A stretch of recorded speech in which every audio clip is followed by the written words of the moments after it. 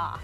So I think a lot of people would probably agree that nothing sounds better than beer and food together. And now One Valley Brewery combining both for a new event called Localized. Dustin Hazer, owner of Basin Brewing Company, joining us with just a little bit more. I think we hit the nail on the head when we said beer and food, especially in the hot summer months, is a win. Oh, absolutely. You can't go wrong with something like that. All right, so Helio Basin Brewing Company, tell us a little bit about the beer that you brew there. All right, so the beer that we brew here, it's a little bit more on the American style. We tend to dabble in a couple other seasonals as well. We do some Pilsners, some Belgian beers, and some barrel-aged beers as well. We've been open for 2 years coming up here in August, and we're just excited to be able to showcase some of the great food here in the Valley and some of our beers as well as some of the other local breweries as well. All right, so let's talk about this event, the local craft food and beer event. A really great way to, as you mentioned, showcase everything local.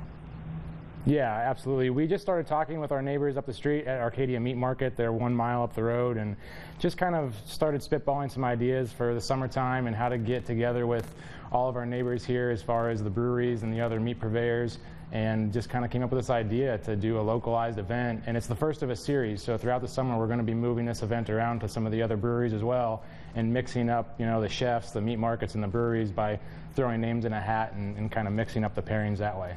All right, so I'm seeing on the menu there 4 pairings for $20. How does this event work? Do you get to pick anything? Do you guys pre-choose meals and beers and that way people get the right taste going? Yeah, so what happened was each one of the breweries was partnered with a specific chef and then also partnered with a local purveyor.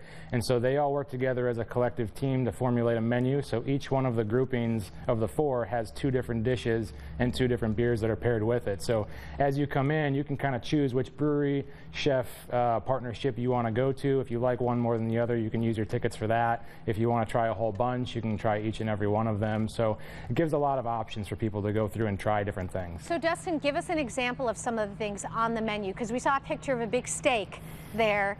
Is it all steak, or are we talking about maybe some seafood, maybe some hamburgers?